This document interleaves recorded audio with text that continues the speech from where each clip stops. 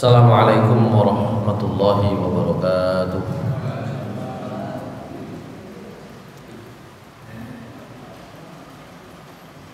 Innal hamdalillah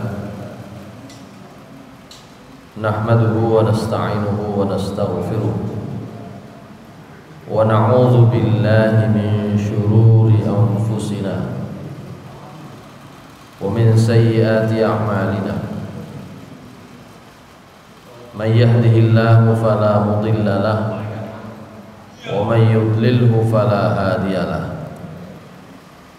Asyhadu an la ilaha illallah wahdahu la syarika lahu wa asyhadu anna Muhammadan abduhu wa rasuluhu la nabiyya ba'dah. Allahumma salli wa sallim wa barik ala nabiyyina Muhammad wa ala alihi wa sahbihi wa mawala. Rabbi shrah li sadri wa yassir li amri wahlul 'uqdatam min lisanihi yafqahu qawli. Rabbi zidni ilma warzuqni fahma birahmatika ya arhamar rahimin. Jamaah salat maghrib di Masjid Al-Ikhlas yang dimuliakan Allah Subhanahu wa taala. Pertama, marilah kita bersyukur kepada Allah Subhanahu wa taala atas karunia dan rahmat yang dianugerahkan oleh Allah Subhanahu wa taala kepada kita sekalian. Salawat dan salam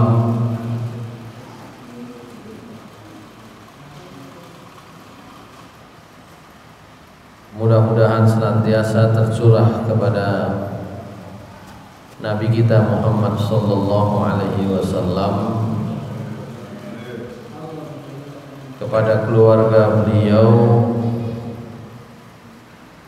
sahabat-sahabat Rasulullah sallallahu alaihi wasallam,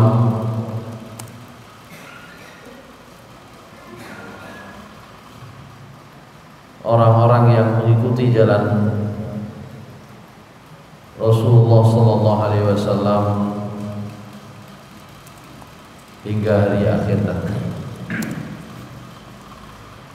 Hadirin sekalian yang dimuliakan Allah Subhanahu wa taala, terakhir kita ada di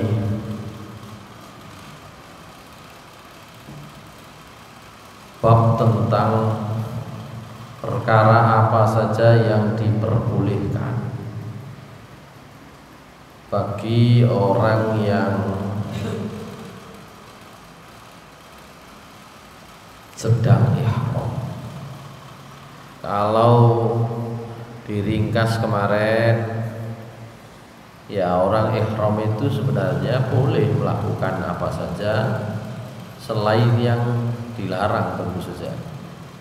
Mandi ya boleh, ya ganti baju ihram ya boleh, kalau bawa lebih dari satu setel, ya. Kalau saya sih sebaiknya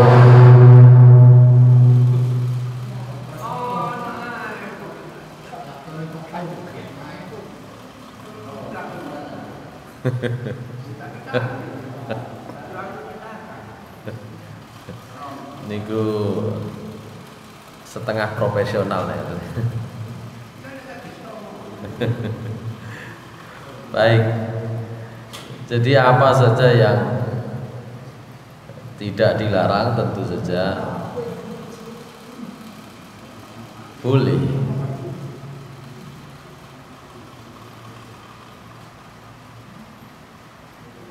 Termasuk yang belum dibahas sebenarnya adalah membunuh binatang-binatang tertentu, hewan tertentu. Karena hewan-hewan yang lain yang sudah ditentukan juga dilarang. Jadi memang di saat ihram itu tidak boleh berburu, ya berarti yang dilarang itu hewan buruan. Kalau bukan hewan buruan, ya tidak apa-apa.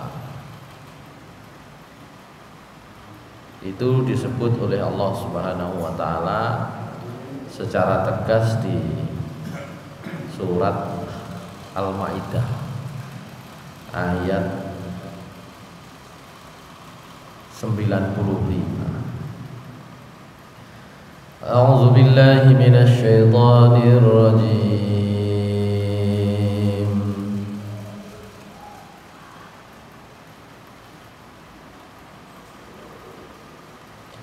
Ya ayyuhalladzina amanu la taqtulus sayda wa antum hurum wa man qatalahu minkum muta'ammidan fajaza'un mithlu ma qatala minan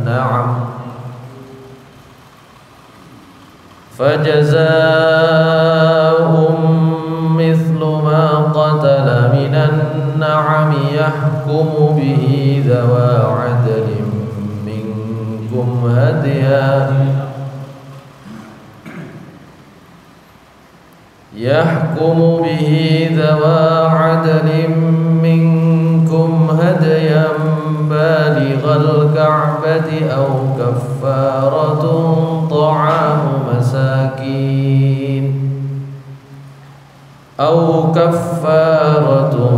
طعام مساكين أو عدل ذلك صياما ليذوق وبال أمره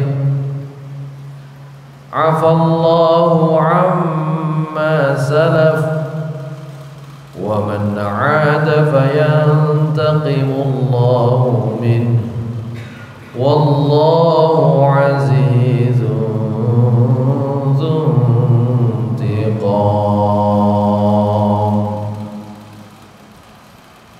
Ya ayyuhalladzina amanu, wahai orang-orang yang beriman, la taqtulus sayd, janganlah kamu membunuh binatang buruan, wa antum hurum, ketika kamu sedang ihram, dalam keadaan kamu sedang ihram. Wa man qatalahu minkum muta'ammidan, barang siapa di antara kamu ada orang yang membunuhnya dengan sengaja, fajaza'um mithlu ma qatala minan na'am, maka dendanya adalah mengganti dengan binatang yang setara dengan hewan buruan yang dia bunuhnya. Nah, hal ini yahkumu bihi, diputuskan. Nah, jadi nanti diputuskan apa yang harus dibayar, binatang apa, seberapa yang harus dibayar, diputuskan oleh zawa adlim minkum, dua orang yang adil di antara kamu, hadiah, ya, sebagai binatang denda hadiyu, balighul Ka'bah, di mana dendanya itu dibawa sampai ke Ka'bah. Au kafaratun ta'amu masakin, atau dendanya adalah membayar kafarah dengan memberi makan orang-orang miskin. Au adlu dzalika siyaman, atau Yang setara dengan itu adalah puasa. Ya, puasa yang setara jumlahnya kalau itu dikeluarkan dalam bentuk makanan. Liyazuqa wabala amri, supaya dia merasakan akibat dari urusannya, perbuatannya. Afallahu amma salaf, Allah pasti ya memaafkan dosa yang sudah lalu dengan cara itu tadi, dengan cara membayar kafar. Tapi wa man ada, siapa yang mengulangi mengerjakannya, fayantaqimullahu minhu, niscaya Allah akan menghukumnya atau menyiksanya. Wallahu azizun dzuntiqam, Allah Subhanahu wa taala Maha kuasa perkasa yang memiliki pembalasan siksaan. Masyaallah muslimin rahimakumullah. Ayat ini menjadi penting karena memang orang-orang Arab sebagiannya penghasilannya, pekerjaannya adalah berburu. Nah, kalau panjenengan kan kapate umpama berburu ngono ya gak iso titis, ya. Umpama golek kate nggo bedil ya gak iso. Nggo tapel nggih mboten saged diperiksa nang bandara. Jadi kalau sekarang itu hampir tidak ada lah orang yang berburu ya saat menjalani ihram. Gitu. Baik. Cuma ayat ini pernah menjadi salah satu hujjahnya Ibnu Abbas.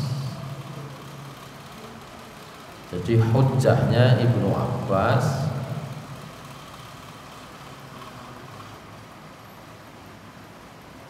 ketika mereka bertemu dengan orang-orang Khawarij. Orang Khawarij niku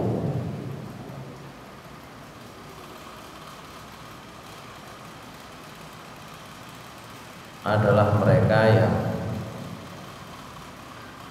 berusaha untuk membunuh Ali bin Abi Thalib, ya.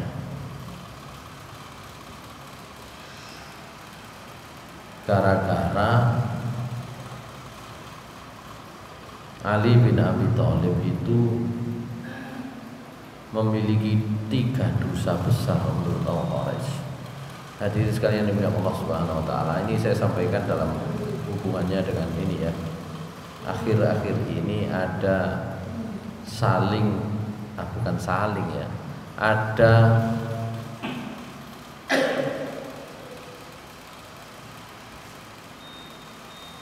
situasi di mana umat Islam itu mudah mentahdir. Bahkan kalau saya baca di beberapa postingan, di Facebook, itu bukan hanya mentahdir. Tahdir itu bukan kritik. Tahdir itu mencela dalam beberapa situasi sampai mengkafirkan seseorang karena berbeda pendapat. Itu ya. Dan itu sebenarnya sudah pernah terjadi pada masa Rasulullah SAW sendiri, dan nanti semakin runcing pada masa Ali bin Abi Thalib menjadi khalifah. Nah, nanti ayat tadi itu surat Al-Maidah ayat 95 dijadikan salah satu hujjahnya Ibnu Abbas. Ya.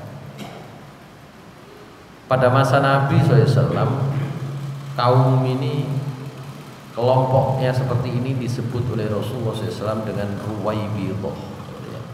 Gara-garanya sederhana. Rasulullah SAW ketika membagi ghanimah itu rupanya tidak memuaskan bagi kelompok tertentu. Ini orang ini langsung maju muni, ya, langsung maju terus muni,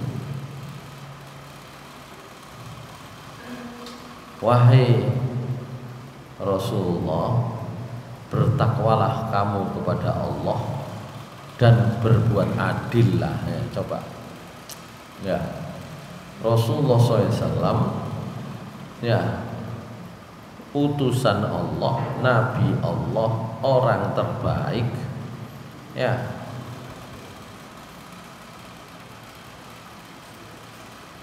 ternyata oleh satu kelompok orang gara-gara gak cocok, kemudian oleh orang tersebut diminta Rasulullah SAW itu untuk berlaku adil.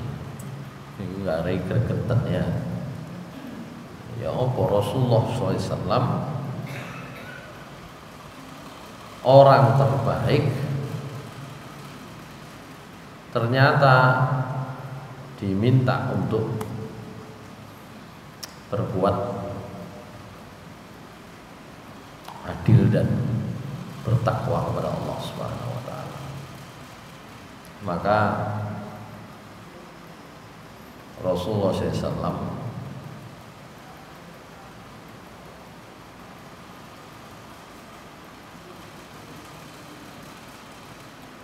kemudian ya, memberikan kepada kita tanda-tanda orang yang nanti di akhir zaman itu oleh Rasulullah SAW disebut Ruwaibidah, ya, dimana Ruwaibidah niku wong gak pati ngerti tapi ne rumangsa ngerti, ya. Netizen sakniki kabeh iku, ya, disebut dengan netizen, kabeh pendapatnya netizen.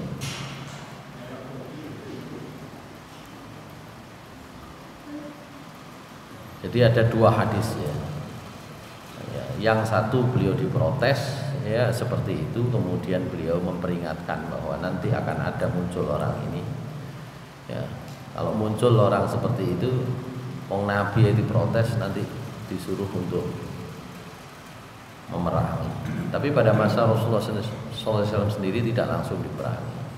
Dan itu kemudian diikuti dengan hadis tentang orang akhirnya nanti ada orang-orang yang nggak ngerti tapi kemudian saling menghakimi, gitu ya.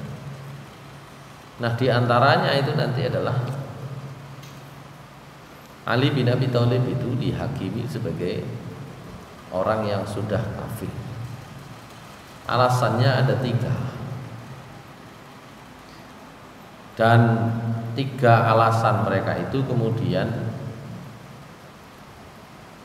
membuat Ali bin Abi Thalib niku pendekatannya soft ya. Diutuslah Abdullah bin Abbas.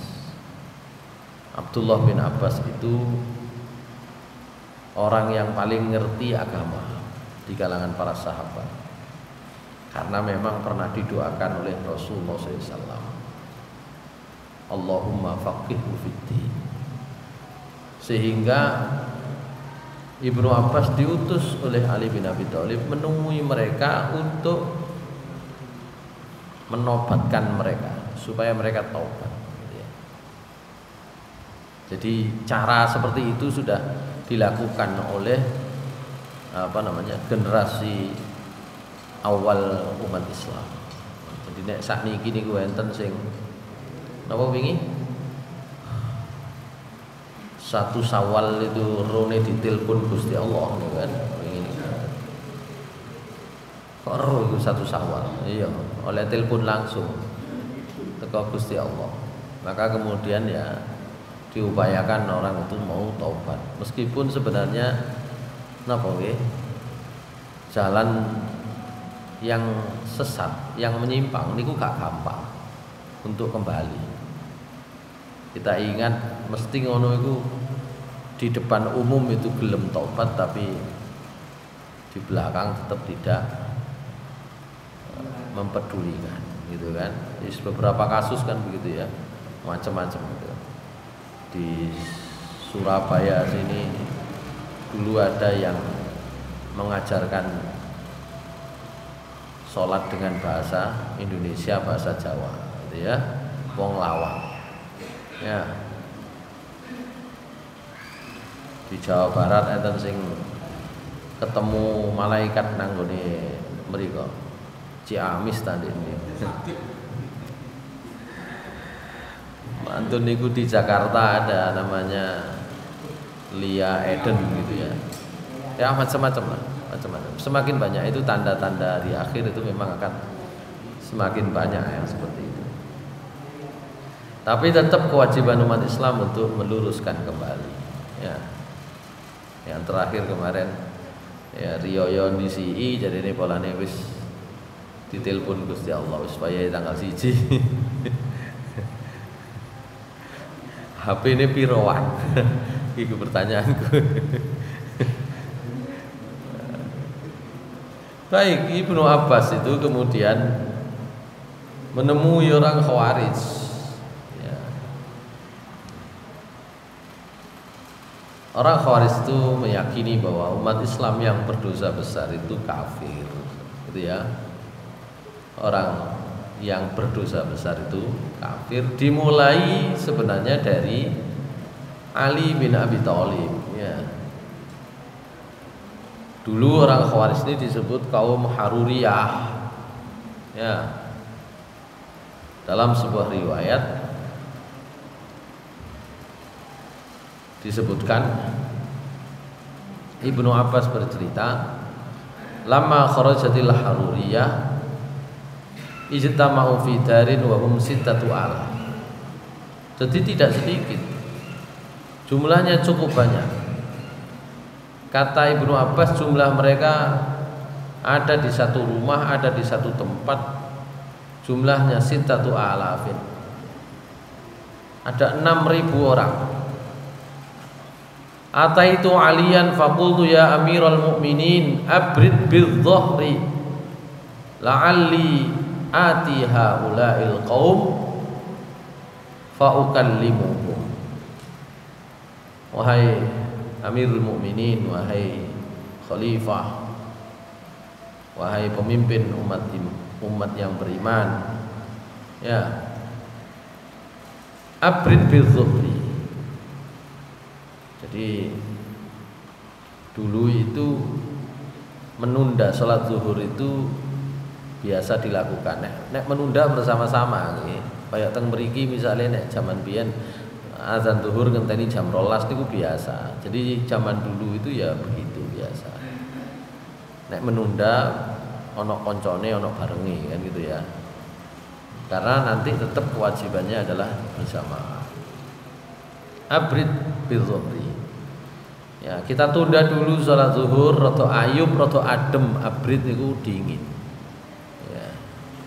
Ayube jam pinten nggih, ide-ide jam 2 lah kan gitu ya, kira-kira. Nek gawe jam ya namanya jam. Kenapa? La'alli atiha ulail qaum faukallimuhum. Sehingga saya bisa mendatangi orang Haruriyah ini, mereka yang memusuhimu jumlahnya 6.000 orang, itu saya ingin bicara dengan mereka. Ali bin Abi Thalib mengatakan, "Inni akhafu alaik." Saya khawatir sampean kok malah terancam jiwanya. Qultu kalla, enggak usah khawatir. Qala Ibnu Abbas berkata, "Fa kharajtu ilaihim wa labistu ahsana ma yakunu min hulalil Yaman." Maka saya kemudian mendatangi mereka, kata Ibnu Abbas. Ya, saya pakai pakaian terbaik. Ya. Saya pakai pakaian terbaik yang dari Yaman. Oleh biyen niku oleh klambi teko Yaman niku. Jubah teko Yaman niku paling apik gitu ya. Zaman Nabi. Jubahnya Nabi yang baik itu juga dari Yaman.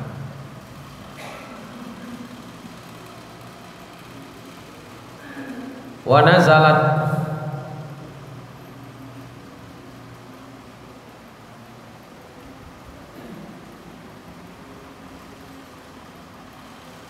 dan turun ya.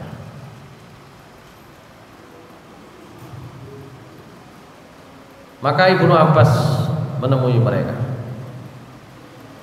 Ibnu Abbas berkata, mereka itu waktu itu sedang beristirahat siang hari.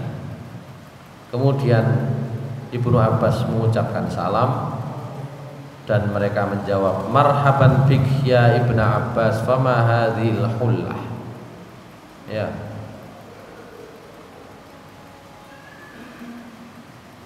Selamat datang Ibnu Abbas. Sampai niki nggawe klambi model opo? Nggawe klambi apike nemen niku dipaitu. Ya. Dipaitu. Maka kadang-kadang jangan terlalu berlebihan ya, melihat sesuatu itu jangan berlebihan. Nah ini cirinya orang Khawarij itu, yang sekarang juga gampang. Kalau sekarang itu bukan orang Khawarij sebenarnya, nggak ada orang Khawarij, tapi sikap dan cirinya itu sama, mirip. Gampang mencela apa yang dilakukan oleh orang lain. Gaya kelambi elek dipaitu, gaya kelambi api nemen dipaitu. Gitu ya. Saya kalau cerita itu yang begini nih terkait misalnya dengan Al-Quran surat Al-Baqarah ayat 168 itu juga demikian. Ketika kita baca ya ayyuhan nas kulu mimma fil ardi halalan thayyiba wa la tattabi'u khutuwatis syaitan innahu lakum aduwwun mubin. Wahai manusia, makanlah oleh kalian makanan yang halal dan thayyib.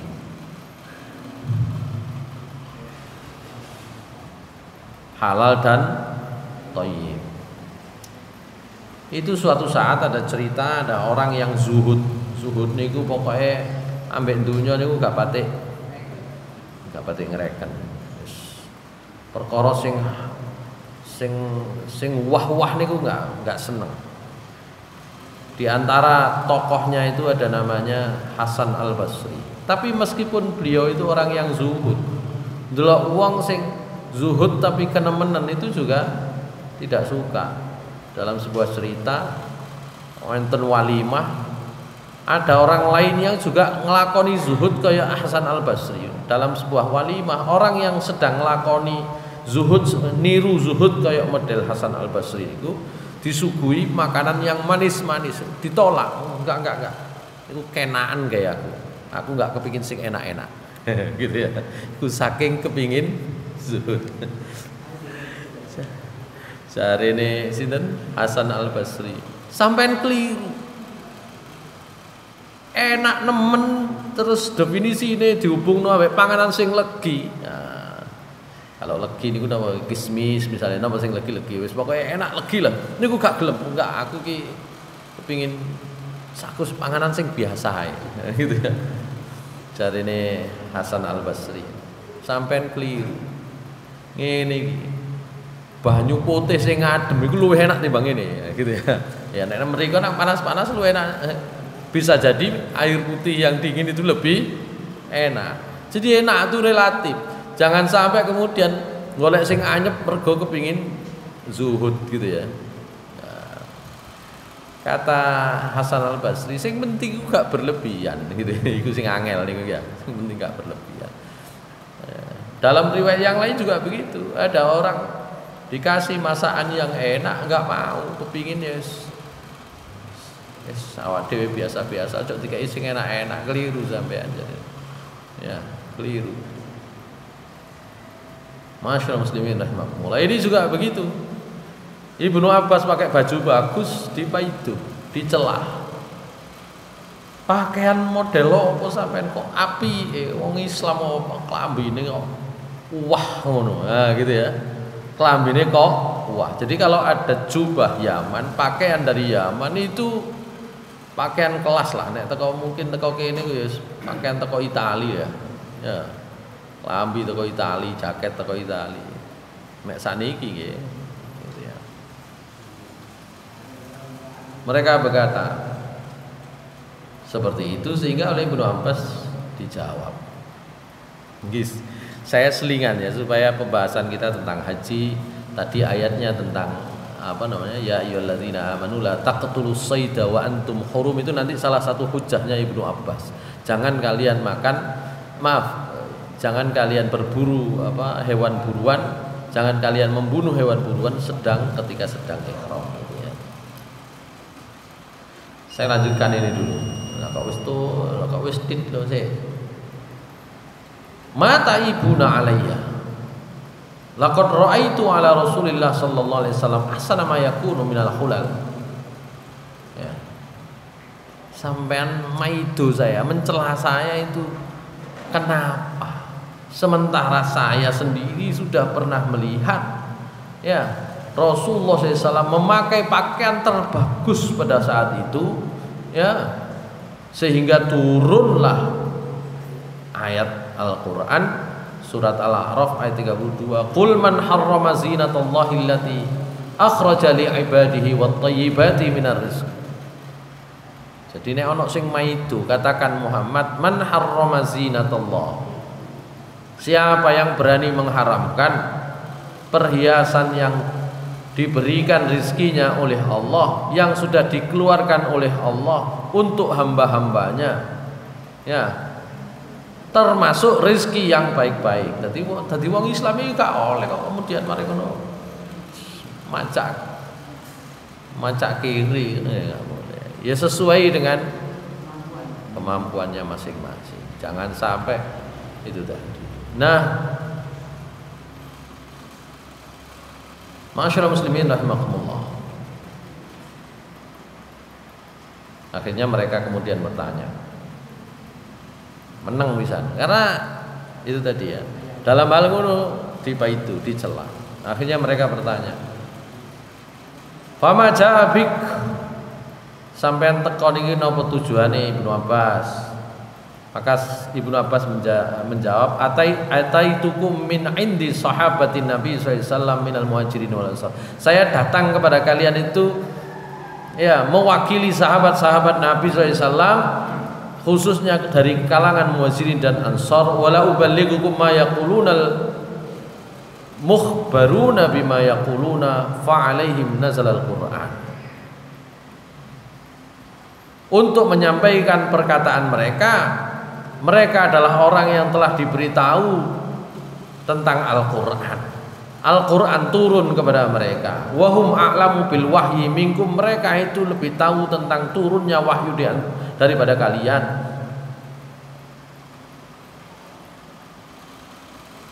Mereka akhirnya menjawab. Jadi Ibnu Abbas niku sampean niku kenemenan. Sing sampean musuh iku wong muhajirin. Sing sampean musuh iku wong ansor. Lah mereka itulah orang yang dipilih Allah lebih awal diturunkan kepada mereka wahyu Al-Qur'an yang mereka terima sendiri. Kok sampean dadi penganut Islam anyaran kok luwih kereng ngono sawangane. Ya begitu. Maka mereka mengatakan, faqala ba'duhum la tukhassimu Quraisyan fa innallaha yaqulu bal hum qaumun khasimun. Ya. Sehingga mereka kemudian akhirnya menjawab. Ya. Apa yang mereka katakan? Ya. Wis ojo diajak debat wong Quraisy. Ya. Jadi Ibnu Abbas kan wong Quraisy. Ibnu Abbas wong Quraisy memberi argumentasi seperti itu, akhirnya mereka jawab. menggunakan surat Az-Zukhruf ayat 58. Ya, kamu jangan berdebat dengan Quraisy, mereka itu pinter jawab, pinter debat. Iki repot. Wong iki maido mengkafirkan orang-orang yang merupakan sahabat-sahabat utama Nabi, kate dielingno dijak ngomong, jadi ojo debat iki pinter debat. Piye sih? Itu orang Khawarij. Sampeyan perhatikan yang sekarang suka mencela. Kok nek dijak ngono, tak kepengin debat. Ya, tapi tetap metu ayatnya terus kayak mencela, gitu ya.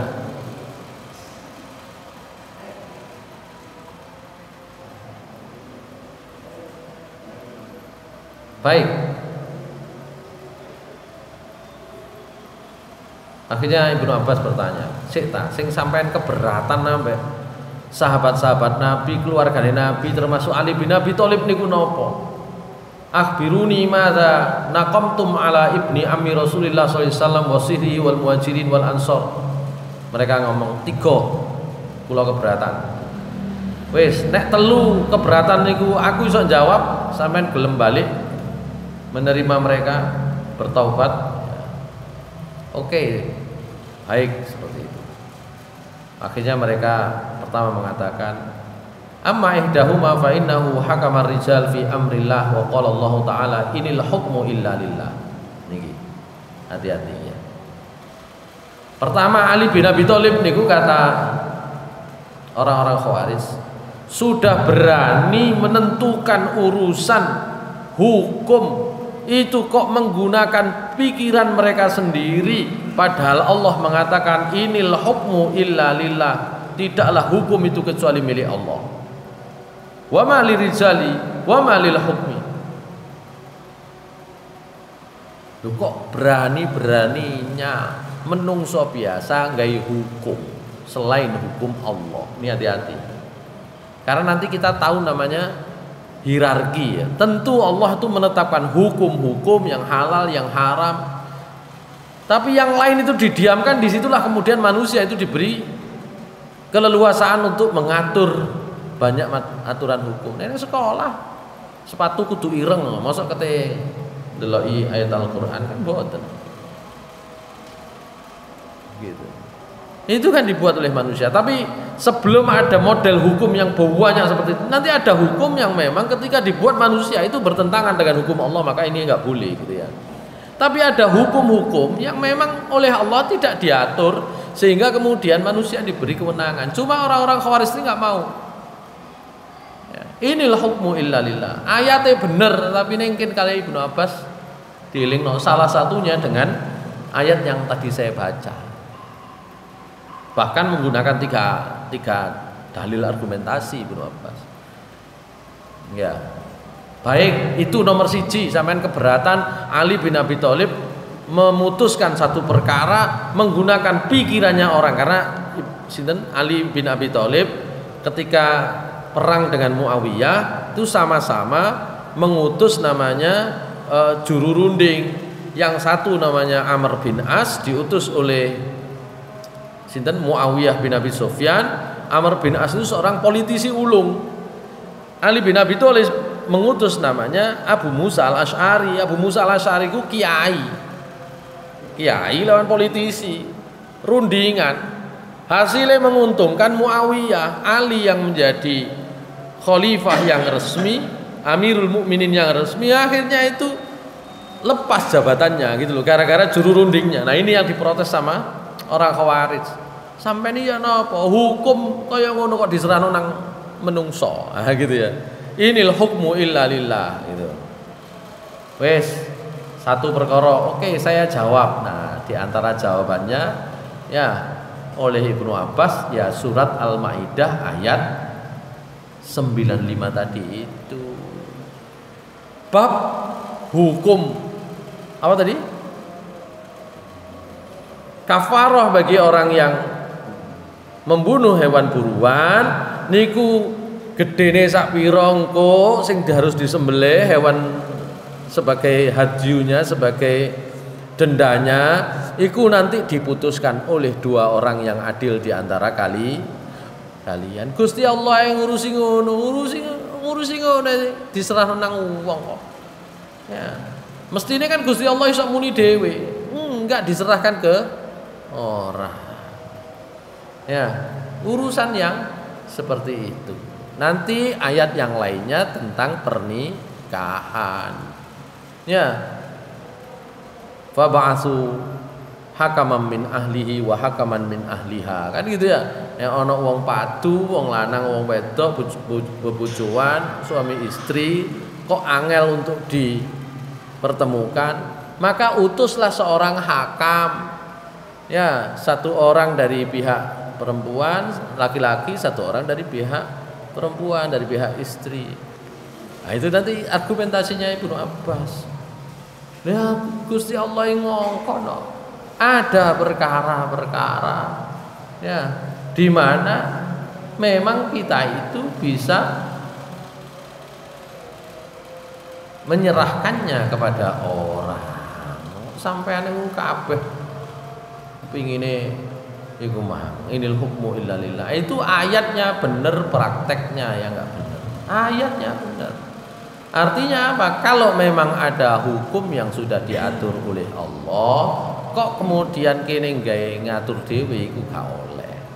Tapi kalau memang urusan ini belum pernah terjadi, belum pernah diputuskan, ya, maka boleh, ya. Yahkumu bihi dzawa adlim minkum min dzadi. Masyaallah muslimin rahimakumullah.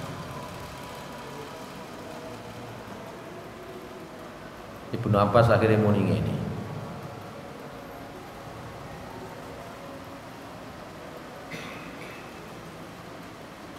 Maka kata Ibnu Abbas, fanas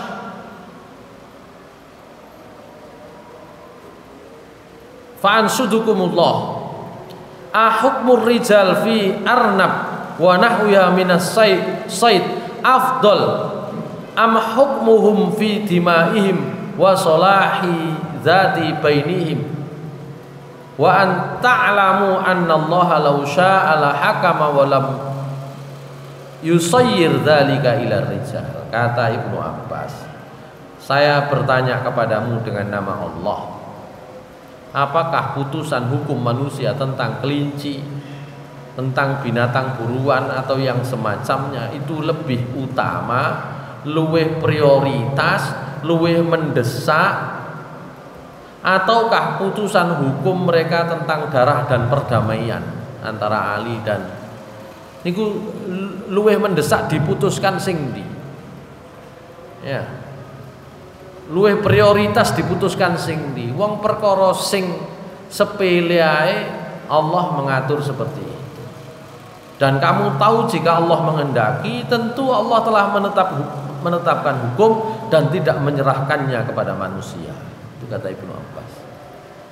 Yang kedua tadi yang saya sebut, wa fil mar'ati wa zawjiha qala Allah azza wa jalla wa in khiftum shiqaqa bainihima fab'atsu hakaman min ahli wa hakaman min ahliha wa yurida islahan yuwaffiqillahu bainahuma, surat An-Nisa ayat 35. Kata Ibnu Abbas, ayat ini ya menunjukkan bahwa putusan manusia yang Allah berikan izin itu sebenarnya adalah putusan yang aman. Allah memberi izin hal-hal tertentu untuk mendamaikan suami istri, Allah berikan izin. Mendamaikan umat itu lebih urusannya lebih prioritas. Maka tentu saja itu harus Anda terima. Itu argumentasi Ibnu Abbas. Mereka kan nggak mau kalau argumentasinya hanya logika, maunya adalah ayat Al-Quran. Maka dua ayat itu dipakai oleh Ibnu Abbas. Niku ayat di mana Allah menyerahkan hukum itu kepada manusia. Karena ayatnya yang diwaca kan inil hukmu illa lillah. Bener ayatnya. Cuma terapi niku yang harus dilihat secara komplit. Sementara begitu nanti kita sambung. Saya masih ini termasuk nanti contoh yang sekarang sedang diramaikan itu ya. Insyaallah kita sambung di waktu yang lain. Jadi Ibnu Abbas itu termasuk salah seorang sahabat yang diberi oleh Allah Subhanahu wa taala ya banyak pemahaman sehingga kita bisa memahami agama itu lebih komplit. Aku qouli hadza wa astaghfirullah li wa lakum innahu ghafurur rahim. Assalamualaikum warahmatullahi wabarakatuh.